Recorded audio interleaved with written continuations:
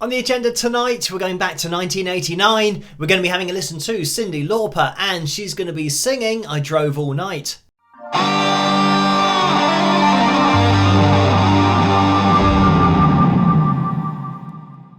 Hello, Phil here from Wings of Pegasus, and welcome to another analysis video. If you enjoy this video, please give it a thumbs up and subscribe. So recently we had a look at Roy Orbison singing this particular song because it was written for him, but he actually recorded his version in 1987, just the year before he died, and his version was released in 1992.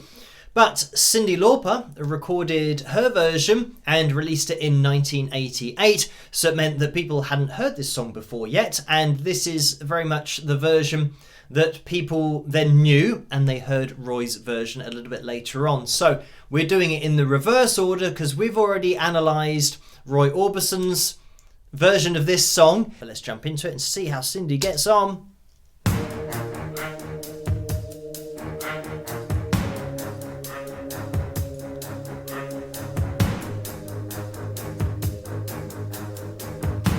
I had to escape, the city was sticky and cruel. Maybe I should have called you first, but I was dying to get to you. I was dreaming while I drove the long straight road ahead. Could taste your sweet kisses, your arms open wide. This fever for you is just burning me up inside.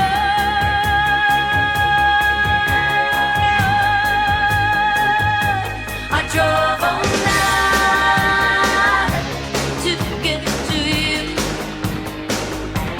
Is that alright? I drove all night, crept in your room, woke you from your sleep to make love to you. Is that alright? I drove all night. So I'm just going to jump in here. As always, there's a link in the description below if you want to listen to this the whole way through without me interrupting it. But the first thing to point out is this difference in tempo that we have. This is slower than Roy's version, and we kind of had this intro of strings. It's just bouncing between the fifth and the octave, so we've got a totally different feel here.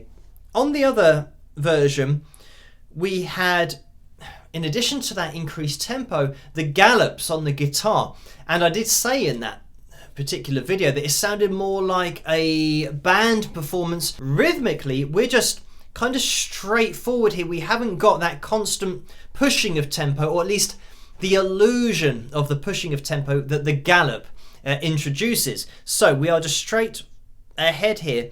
The other difference that we have, actually, there's a small bit where we have yeah, and Roy said yeah after the but Cyndi doesn't say that. In the pre-chorus that I referred to in that previous video, we had a string sound that went up with Roy's voice, but here with Cyndi's voice, we don't have that. We just have the two chords that in the previous video I said that if you don't have the strings going with the voice, it would sound a little bit less dramatic. And I think that is the case when those are taken out, because listen to this. Could taste your sweet kisses, your arms open wide. This fever for you is just burning me up inside.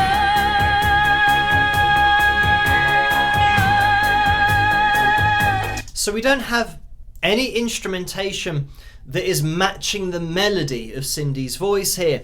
The thing that I will say about this song, it's just a great composition.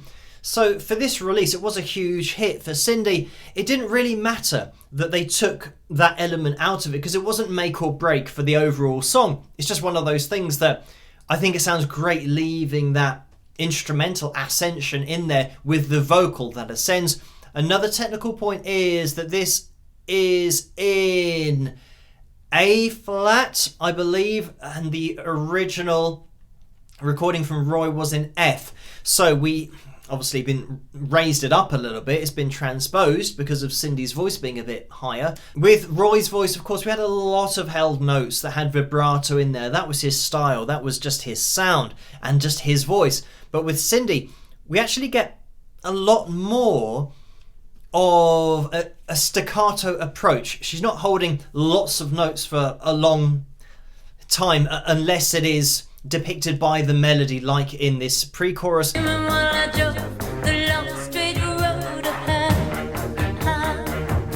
Same here, we've got that da da da da da da, you know, kind of stabs going in there. Could taste your sweet kisses, your arms open wide. This fever for you is just burning me up inside. Again, here we've got that.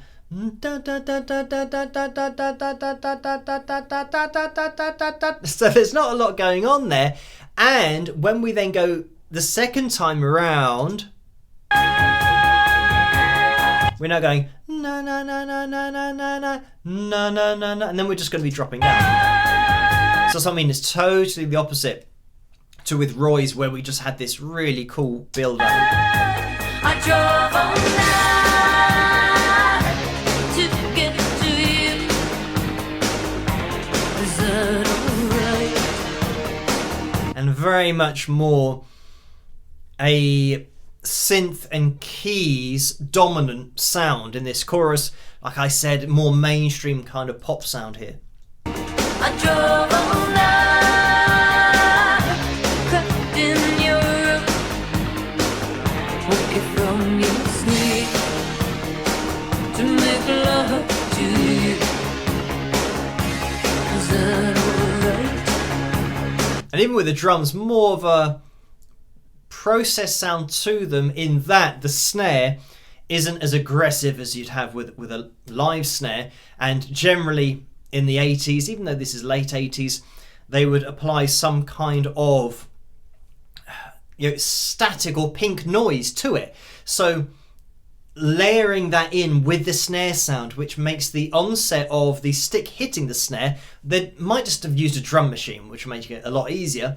But if you've got a live drum sound, you can layer in pink noise, for example, to soften the strike on the drum on the snare. So rather than getting a da sound of that stick, you get more of a ch sound. So it softens it, and also we've put a bit of reverb on that. That sound is so 80s, but a lot of that is a manufactured sound. It isn't just hitting a snare, because we all know what hitting a snare sounds like, but it's this processed sound of the snare that happened a lot in the 80s.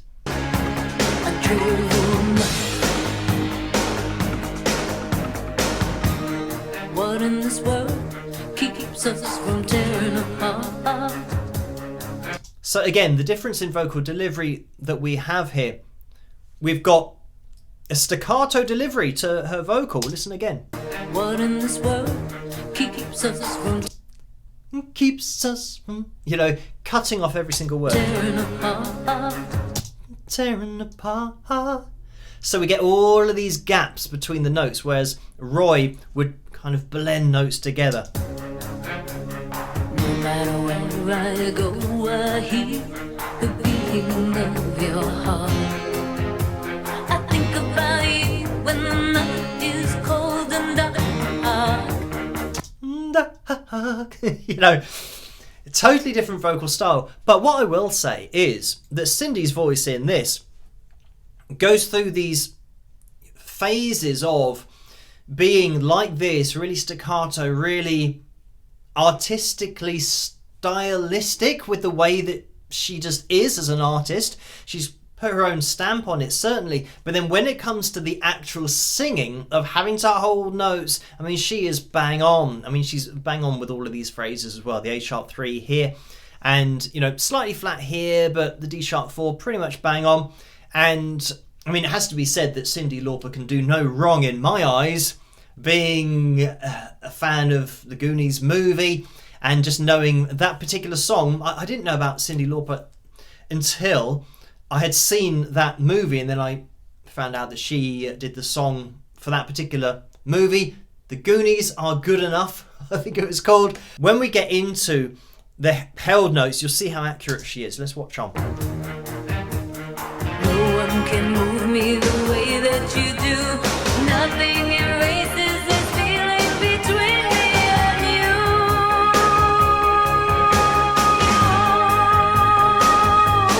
I mean, that note there, the G sharp 4, the you know, that has got to be consistent. You can't really afford to you know, dip down, get flat of that at any point. So like I said, with the singing, actually we've got I don't think she goes to an R vowel. Does she keep it on oo? But we'll listen again. But she goes down. Maybe Roy did the R. That's where I'm getting that from. I think he did from memory. So let's see if Cyndi does that as well. That was an ooh. No one can move me the way that you do. Nothing erases this feeling between me and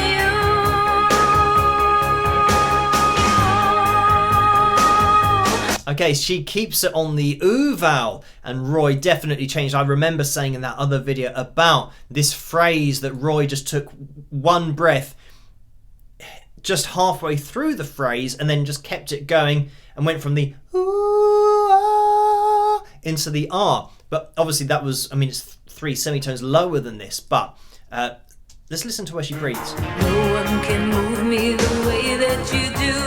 Nothing erases this feeling between me and you.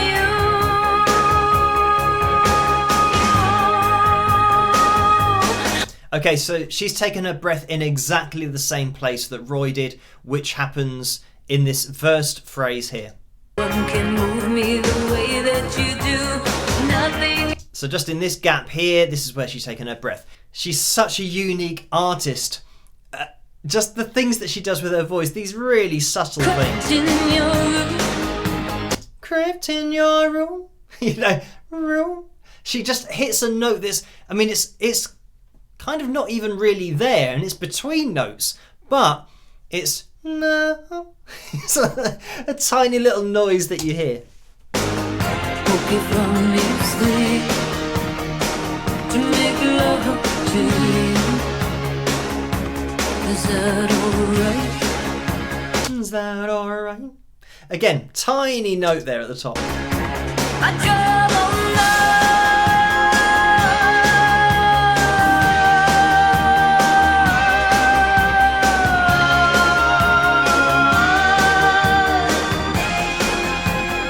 And I mean, this is something that we had in that other video where I broke down the chords and the melody changing. And here, listen to the way that Cyndi, rather than going night and having an ah sound to it, listen again. I drove all night. Yeah, instead of going I drove all night and having a na ah sound, I drove all night. She goes I drove all night, and she goes na as in like nu rather than na. So it's just a vowel that she's changed ever so slightly. Maybe her larynx was getting too high, so then she went with an ah sound rather than an ah, because the ah might have been kind of too pinched. But it's interesting that, yeah, she's changed that vowel. Obviously the vowel change is really subtle. And then we go into a solo here, which on Roy's version was a guitar solo. There was a relatively straightforward guitar solo, but here we're just going to keys.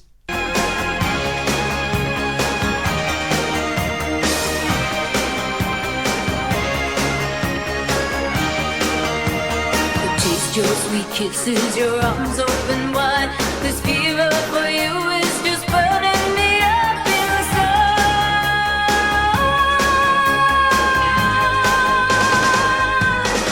And she copies Roy's line exactly there. The way that she does it is slightly different, actually. And you can hear actually really low in the mix. There is a bit of a build-up with her voice, but nowhere near as prominent on Roy's voice. Your arms open wide. This fever for you is just burning me up inside.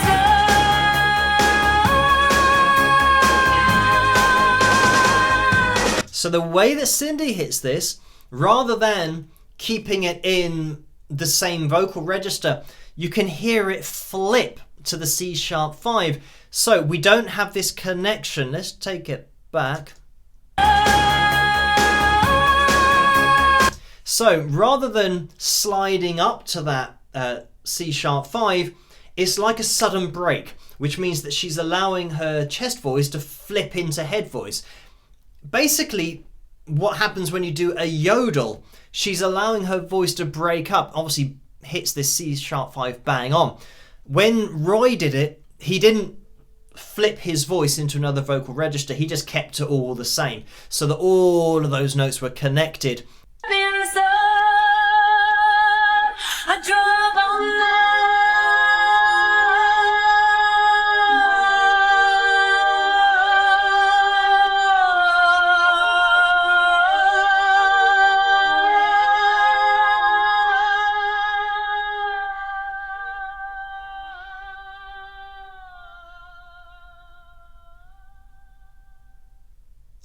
Oh yeah, that actually might have been in one breath. Looking at the lines on the screen, when something is copied and pasted, it means that the lines that we can see will be absolutely identical when we go through them. And when we went to that second time, I was looking out for it. I can see tiny variations from one vocal to the next, to then when it repeated. They do look like different lines. So anyway, yeah, I think that was all in one breath. And then maybe that third time, I mean, it fades out before the time that she'll then need to take a breath.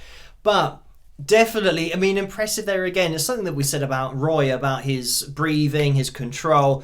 And in order to sing this song, you know, you've got to make sure you get all your air in there and then control it, you know, the whole way through, as Cyndi does really well here. So thank you guys for requesting that previous analysis video on Roy Orbison and his version of I Drove All Night. I hope you have enjoyed this video. As always, let me know what you guys think and keep the suggestions and requests coming in the comment section below. If you did enjoy this video, please give it a thumbs up and subscribe, and I'll catch you guys at the next one. Rock!